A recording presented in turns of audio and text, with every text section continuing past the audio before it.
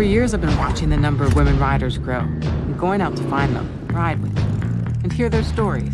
I can remember very specific times of just little girls in Latin America getting so excited that I was a woman doing that. As soon as I was on the back of a bike with a woman driving in the seat, I was like, I can do this. Before I was young, I thought it was cute to be on the back. It's way more fun in the driver's seat. I love the wind, the sound of the engine. I have 2 GPSs, my hydration jugs, an auxiliary fuel tank, so you can do upwards of 450 miles in a sitting. I ride because it feeds my soul. It's getting awesomer every day. I ride motorcycles with a bunch of badass babes. We're the Piston Annies, and it's a group of about 13 girls now. It's called Bikes and Mics because every one of our riders has a voice. When I first learned to ride a motorcycle, I suddenly had a community. We all have the same problems, and we lift each other up. I found my tribe, and I'm home. Everybody's got a story about breaking down in the middle of nowhere or being stuck in crappy weather. There's some times where I'm like, I don't want to do this. I don't want to get on the highway. If you get in a car accident, you get back in a car. Then you feel proud of yourself, and that's no one but you. Motorcycling by myself gave me back my independence. I think it's our responsibility to constantly be pushing ourselves, to finding out where that boundary is and like take that next little step. I can do this.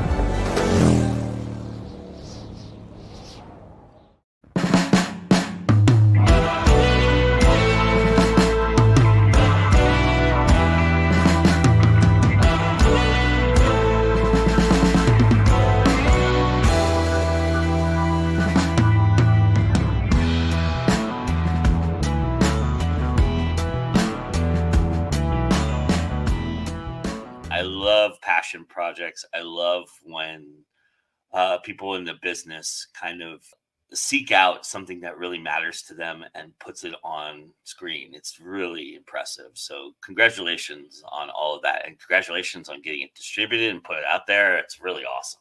Thank you. Yeah, it's been quite a journey. I mean, I call it the little film that could, because I mean, as with, most projects, it started as like a little seed, but it went, the fact that it did well in the festival circuit, and that I'm so like thrilled with the way people are responding to it. Cause you never know, like when you put something out there that's so close to your heart, whether people are just going to be like, yeah.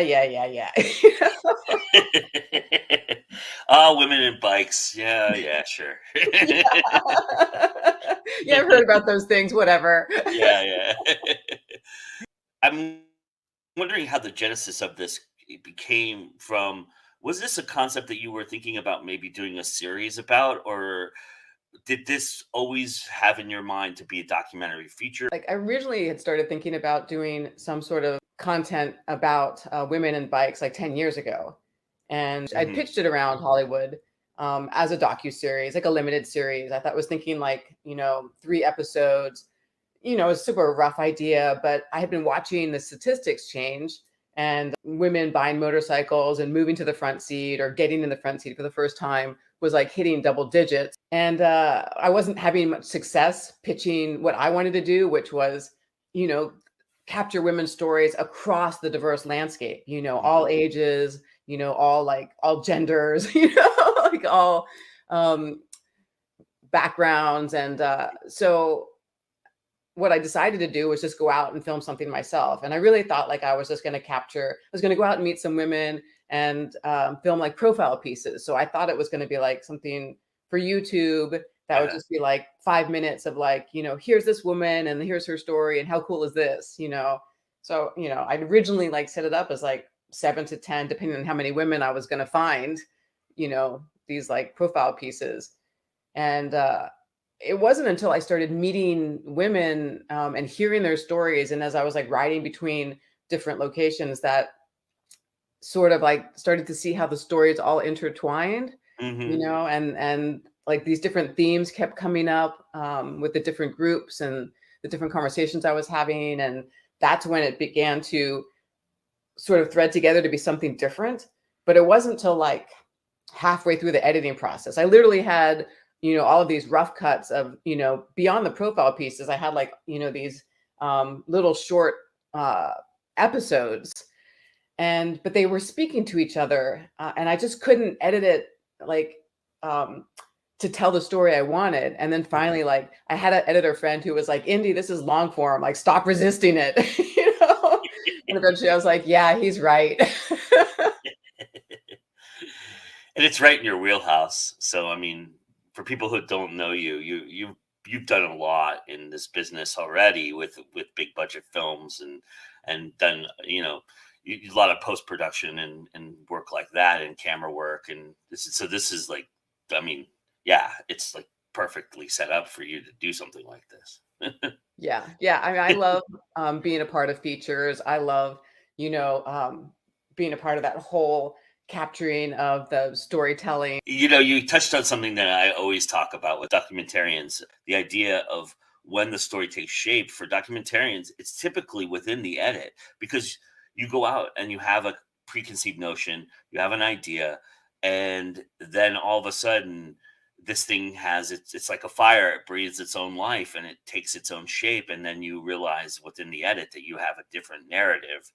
Were you, when you started to actually put it together as a feature, were you finding that being true to form, or were you pretty set at that point because you had already tried to do it short form wise of what you had the concept in mind for? I knew what was important that I wanted to convey. And there were definitely these recurring themes that definitely were going to be part of the shape of the arc of the film. But how to get there was a whole nother thing.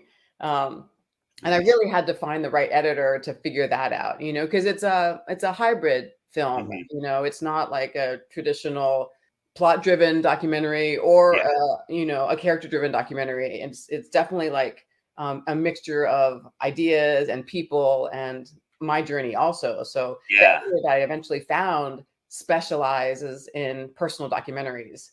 And she had done some before that had won awards. And, that was just like the moment I interviewed her, she had watched, I had a 45-minute rough cut at that point. It was really, really rough cut. It was like super messy with just sort of like the ideas in there. And she immediately was like, oh yeah, we could structure it like this, and this could go here. And then it would like, take that, what you're talking about. And so, it's finding the right team, even like with the seeds I had, it was like, how do you take those seeds and make a movie? Mm-hmm. Was one of the seeds always to include yourself and your story in it? Or was that something that you were resistant to initially and you just had to kind of bite the bullet and do it? I was super resistant to it. I mean, the behind the scenes footage that's in it, I was capturing as behind the scenes footage. Right. Yeah, it was women in the front seat, not Indy in the front seat.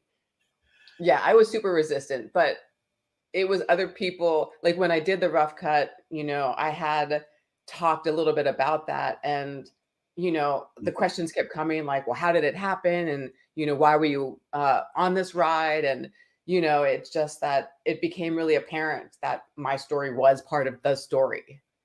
And it was the glue for the rest of the story. So. Yeah, I love the breaking of the fourth wall in a lot of these instances. There's beautiful shots of you actually doing the interview with the person when you're cutting through. Yeah. The other thing that was like, people talk about how vulnerable and honest the women are in their interviews. Yeah. And there was a point that, when I was sort of resistant to being in it myself, I was like, well, part of my resistance is that I'm shy, and I don't want to be vulnerable. But I was sort of like, it's not really, how can I put something out about all these women who entrust me with their stories if I'm not willing to stand and be vulnerable with them? Riding my motorcycle at 70 miles an hour is where I meditate. You feel the sun or the rain or the wind. You're one with the world in an incredibly sort of naked way. You're vulnerable. You're on a moving object. So it's like everything becomes crystal clear at that point. There's just you and that moment. I've been dreaming of doing a cross-country trip on my motorcycle. My mom hates the idea. She thinks I'm crazy. Why would you want to do a thing like that? Actually, she hates that I ride at all. Adrenaline junkie, she calls me.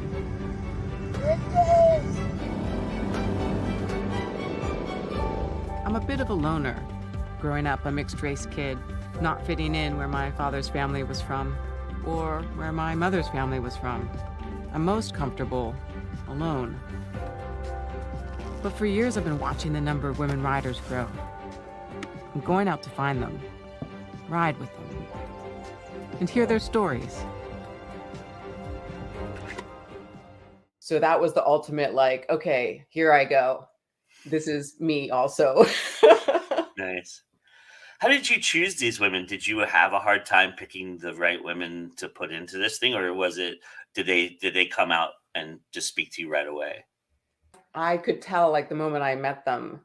And I feel like, I didn't do a casting process. Right. I really literally was on the ride, and it's like, I met somebody and they were like, "Oh, are you going to New Mexico? I know some women there. That would be great." And I was like, "Well, I can go to New Mexico. If there's people there, I'll go." Nice. Yeah, just the moment I started talking to whoever I was meeting at that time or whatever group, you get a sense of that person and you get a sense of like what's important to them, and yeah, it kind of spoke to me right away.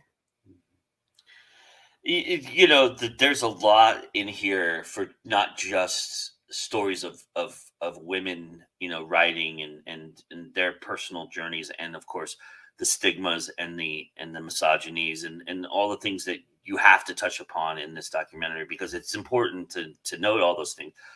But I think one of the cool things too was the aspirations of like putting the gearhead stuff in there, the little nuances of.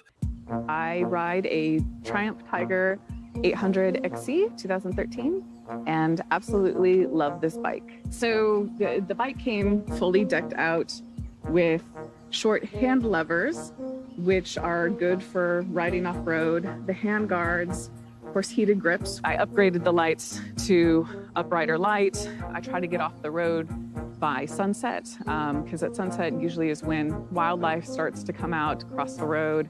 And stuff that I think like real motorcycle people would love. Was that a conscious decision by your part, or was that something that they were introducing and you decided, you know what, let's keep that in there?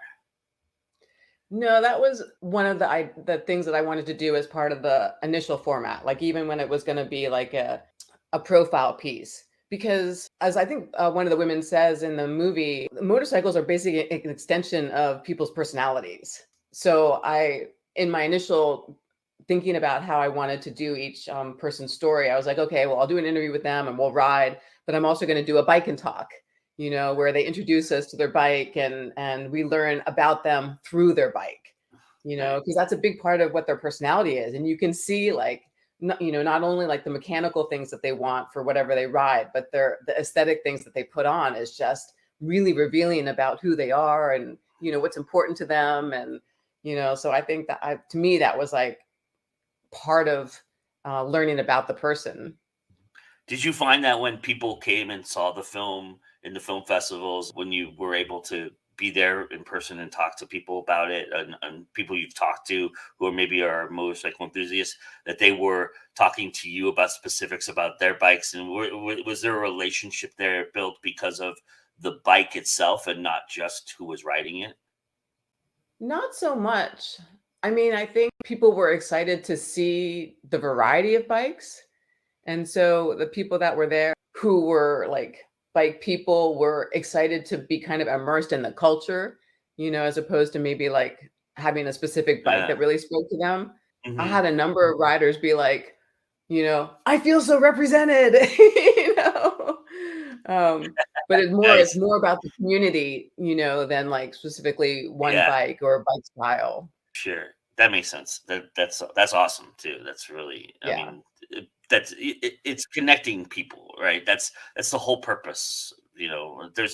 That's kind of the underlying theme here, is how people connect with one another, and it's through writing that happens a lot for a lot of these women and people who probably are familiar with writing, that want, that see this film and want to be involved in it.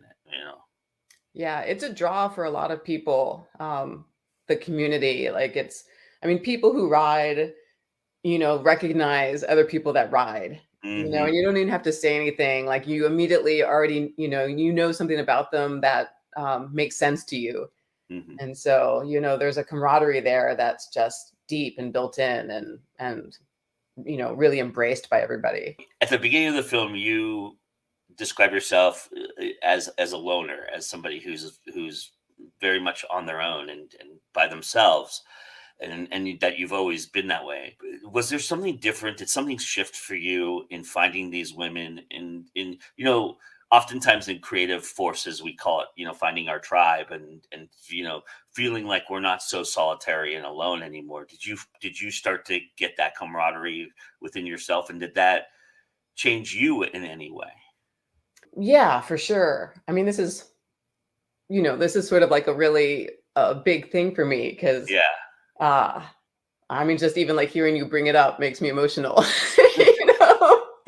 I mean, I mentioned that I'm shy, and like I had this just idea that I wanted to go do this thing, and I really hadn't thought it through, which is another aspect of my personality. I was just sort of like, yeah, I'm going to go make this film. But then when you're doing it, like, like I would meet these people for the first time and they would start to tell me these like deep truths about themselves. I just was like, I'm not trusting by nature, And so the amount of trust that these sort of strangers gave to me, like sort of broke something open in my heart, And, I know it's like there's a camaraderie amongst women, but there's also a camaraderie amongst motorcycle riders, like we were talking. And I just feel like that group love really embraced me. Yeah, I'm a different person from making this film. It taught me that I can be more open and that I don't necessarily have to be so afraid of people, Yeah, and it was a real bonding experience. Like people go and do difficult things together and they're bonded afterwards. And even though these women weren't on the ride with me specifically physically, they were on the ride with me emotionally, and I still feel close to them. And it's a community that's, like I was saying, has just really embraced me as a human, and that was transformative. I'm wondering, as a filmmaker, how it's transformed you as well. You've been in this business and you've worked on big budgets. You've worked, we'll talk about the indie aspect of this in a moment, but I'm wondering, as a filmmaker, do you feel like you're going to follow your gut more now? Do you feel like there's more passion projects that you want to attempt, and that this was kind of like, it's kind of like that first step, as skydivers call it, the step to heaven, where you take that first step and you realize, okay, I'm going to fall now. Right. And it's okay. I'm going to be okay when I get to the ground. Right. And so do you feel like that as a filmmaker as well? Do you feel like you're going to go after more passion projects because of this experience? Yeah, for sure. I mean, it was my first documentary, and I didn't really know what I was doing at all, the whole process, But, that sort of feeling of the unknown. I mean, when you have a narrative project, there's still an unknown, but you do have a script, and you do, you have these pieces that you already have in place. And doing a documentary, you really just don't know anything. You think you do, but you don't. It really did teach me not to be so afraid of the unknown. Like you can just start to do something, and then you get these pieces, and then once you have these pieces, you can just sort of like look at them and start to figure it out. And, I've heard, like you were saying, I've worked on some big budget films, and one of the directors that I've learned from and had the honor to work with is Ang Lee. And he always talks about, he's like, when you're filming, all you're doing is gathering the ingredients, and then you make the meal later. And so, like, even in the narrative world, that's how he thinks of it. But for these documentaries, like I was like, oh my gosh, this is so hard. I'm never going to do this again. But I'm literally starting next week on my next documentary, and I have no idea how it's going to play out. Just start. And, you learn from each thing that you do, you learn something about the project. And so it's exciting. It's more exciting now and less scary than it was before. Okay, I'm gonna stop with the deep thought questions here and give you a little bit of a break there. But I'm curious, what's one tip that you learned in one practical motorcycle tip that you learned from one of these women in writing that you didn't know going into it that you now use in your writing? Or gadget, could be a gadget, could be anything that you go, oh, that's cool, I gotta have that. Yeah, I mean, there were actually many things. I mean, I'll tell two things. I'll do a writing thing and then a gadget thing. I had never ridden with a group before. And, that's one of the reasons why I put that in the film, because I thought that was so cool, like to learn about the hand signals and stuff like that. Because, as a lone rider, you don't have to understand how to communicate in the shorthand. So, all of the like, okay, Indy, you're going to ride third and blah, blah, blah. And I was like, oh, what does that mean? And when they point like that, what am I supposed to do? So, that is a whole other kind of riding that's super fun, like you learn all the signals and then you literally do, like you're feeling each other and you're shifting together. And it's a completely different type of riding emotionally and mentally. And I enjoyed it. Like I liked having that sort of synergy with a bunch of other people on the road.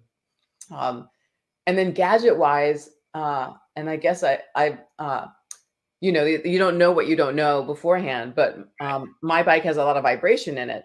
And at the end of the day, like my arms would be tired. And one of the riders was like, oh, why don't you get a vibration reducer? And I was like, oh, and it's literally something, that attaches to the handlebars, that takes the vibration out of what your arms. What did the women of the, I assume that every woman that's been in this has seen this film. Is that a correct assumption? What did they have to say to you about how they were represented? Well, the funny thing is, like, I expected to get like, a lot of feedback. And I was like, I didn't even know. I thought maybe there'd be somebody who'd be like, I can't believe you, I don't, whatever, I don't like that. Or, why did you include that? Or so a group of them. You've been working in Hollywood too long, getting too many notes. Yeah, exactly.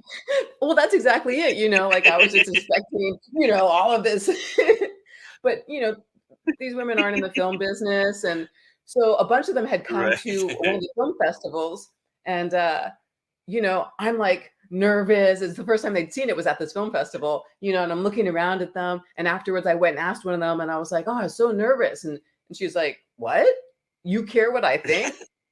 Like it was a surprise that I cared what she thought. So then I realized like, they're looking at me as the professional, who put this piece together and, they're not going to be like, oh, you can't do that. Yeah.